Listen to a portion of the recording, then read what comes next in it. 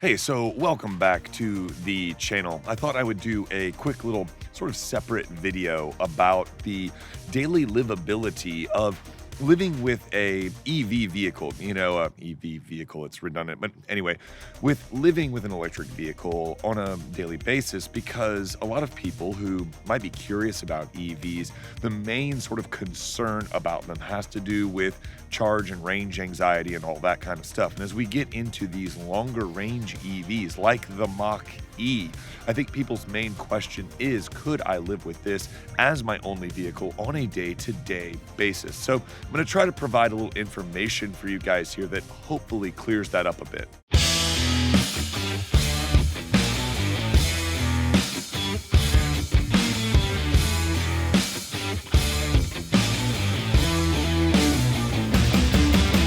All right, let's get sort of an obvious thing out of the way first.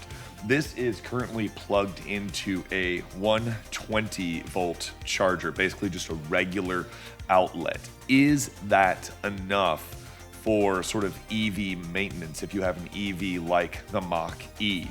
No, it's not. Let me tell you why. See, on a 120 outlet, the Mach-E only recaptures about 10 to 15%, about 15 miles, maybe 20 at best. So you would need to have a 240. I mean, I would think a lot of people would understand that. Hopefully, I'm not telling you anything that you don't already know.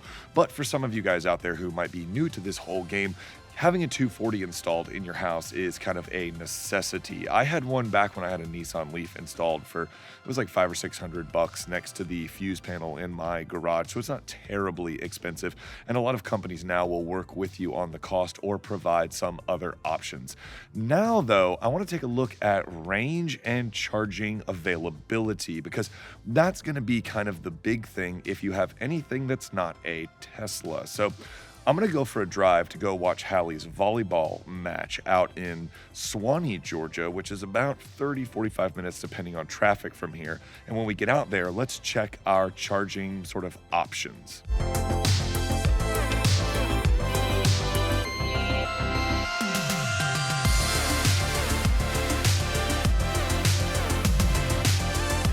So in point of fact, what I said earlier about trying to charge a vehicle like this on a 120 charger, when I took the Mustang Mach-E off my home outlet, it had recaptured up to 80% of its total capacity, which is not bad, except when you consider the fact that I basically had it charging for a day. So a 120 is not really reasonable. Now, I am in Suwanee and I'm watching Hallie's volleyball in between filming this. I'm going to go try to find a fast charger and see if in the time between matches, I'm going to try to recapture the Mustang's full capacity, which theoretically in the GT is 260 miles. So let's see if in the time between a 12-year-old volleyball match, I can recapture all of the electricity. Not that I need it, but for your sake, I'm just trying some experiments here. All right, you can see here that there is an Electrify America plug. It says 8.5 miles away. I'm gonna see if there's something closer, and it says that I've got fast charge options near Mall of Georgia, 7.4 miles away. So let's give that one a try and see what we get. FYI, I clicked on more and it tells me that it's on the Ford network and that there are 3 of 4 available, and then I have to pay. One of the things that's cool is that I'm getting these directions on the small screen here as well as the larger screen here, and it's giving me turn by turn. It's got the distance to charge. Pretty good since I'm a Google Maps snob, so I'm impressed so far. All right, so forgive the low quality video, but I'm at a mall and they're blasting copyrighted music everywhere and it's starting to rain and all that. But anyway, it's approximately 4:05 p.m. and I just plugged into an Electrify America fast charger, and it said that I was at about 68% charge, give or take. I can actually see it on the screen over there, which is kind of cool. So I'm gonna go into the mall and go to the bathroom real quick, and I got some time to kill before I got to get back and see Hallie's next match. So I will let you know about how long it takes to recapture, well, I would like to recapture a full charge. So we'll see if that's possible. More moments later.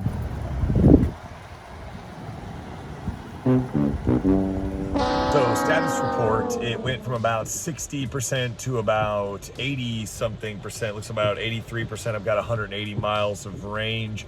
Not super good. It didn't really go above 50 kilowatt hours, and that was in like 30 something minutes. So I'm not sure if I did something wrong or if it does that to kind of protect the battery at the top end. I know charging slows down at the top end. I'll look into it. It is helpful to have these stations here, but yes, that is something to keep in mind. Another thing to keep in mind is that both the Teslas that are parked on either side of me pulled into the charging station but didn't charge, just took the parking spaces. Don't worry about that. Oh yeah, also in case I haven't put it on the screen, it costs about, I think, $12 after tax.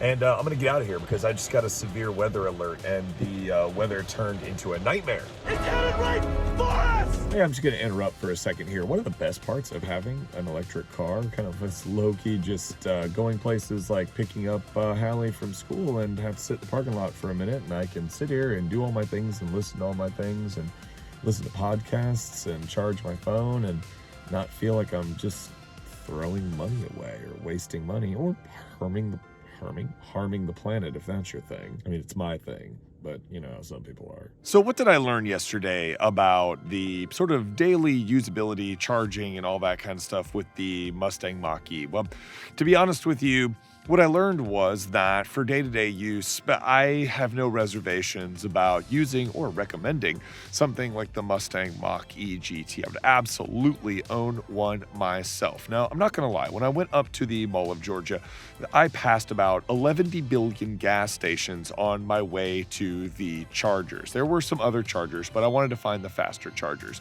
Now, I was a little bit surprised that while I was at the mall, I only recaptured about 20%. Now, keep in mind that as you get closer to the battery being full, the charging slows way down. And since I was already over 60% when I started, maybe that's why it never seemed to go over 50 kilowatt hours.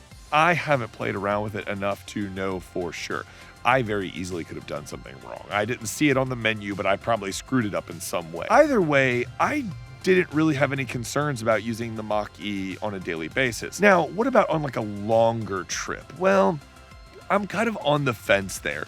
I was looking at the map, I was looking at the charging stations, and, we love to go to Disney, and I don't know if I would feel totally comfortable trying to take the Mach-E down somewhere like Orlando from Atlanta without doing some pretty hefty research. I have a buddy who has a Tesla Model 3 that he regularly takes down to like the sort of Tampa area, and he makes like 2 stops and doesn't really sweat it. And I think I would have to do a little more research on the available stations because, they're not all on a single network. You have other options.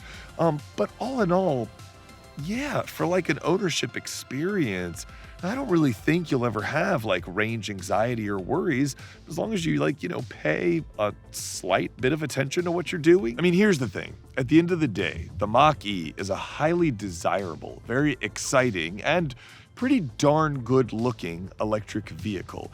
And unless you are like absolutely committed to taking your electric vehicle on long journeys, you'll have no trouble with the Mach-E. In fact, on my very last night with it last night, well, when you're seeing this tomorrow night, I don't know. Anyway, on my last night with it, I pulled up and noticed that in the Publix near my house, there's like a free charging station where you can just leave your car. Now, it's not like a huge thing. I think it's a $240, but like, hey, free charging station for EV vehicles, that's pretty great. So I would just keep that in mind, and I wouldn't worry too much about the charging network and stuff like that, and it will always continue to improve. The infrastructure is going to build out. That is an inevitability, and, we'll have a lot more options to choose from in the future.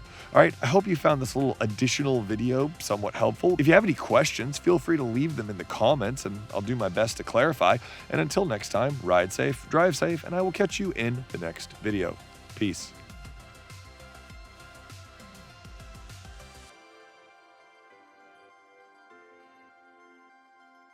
Wait for the obnoxious, gigantic truck to pass.